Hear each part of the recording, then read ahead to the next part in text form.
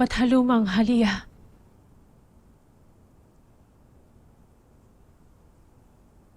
Ikaw ang Diyosa ng 2 buwan. Maaari bang utusan mo silang bumilog na kaagad?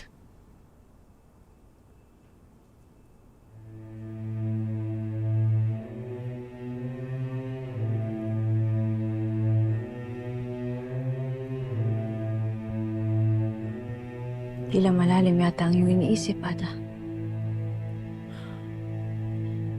Iniisip ko lamang na masakit ang pinagdadaanan ngayon ng aking kapatid. Lalo pat naranasan ko na rin mawala ng anak.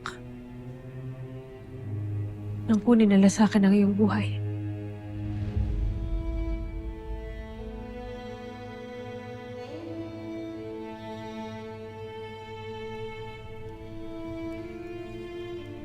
Maraming salamat sa iyong pakikiramay.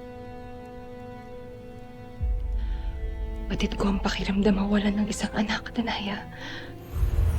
Mga mahal na paru-paro, pinapayagan ko na kayong kunin si Khalil. Ingatan niyo sana ang aking anak.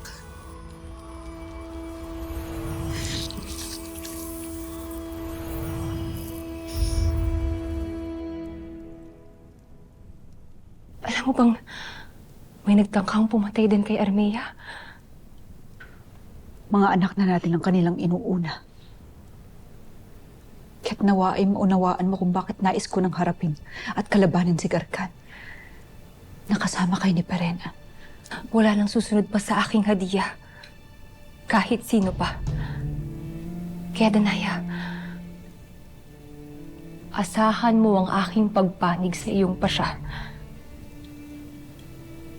Kasama mo akong haharap at makikipaglaban kay Gargan. Avisala Eshma, aking apo.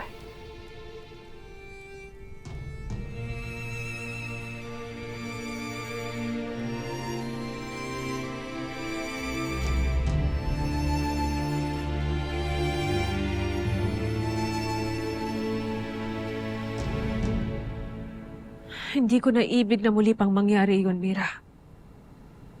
Ayoko na magkawalay tayong muli. Naiisip mo ba ang aking kapatid, Ada? May mga anak na nailigtas sa talim ng espada. May mga hindi.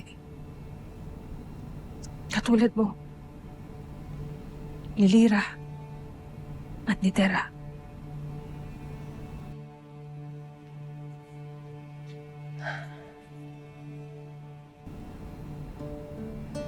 Tama nga si Ash, Danaya. Kailangan yun ng labanan si Gargan. Baka sakaling kayo ng magkakapatid ang makakadaig sa kanya. Ngunit kung kinakailangan niyo ng aming tulong, nakahanda rin kami ni Lyra para sumama sa inyo. May mga inang hindi natatakot maglaho sa walang hanggan. Kung ang kapalit nito ay buhay ng anak nilang minamahal.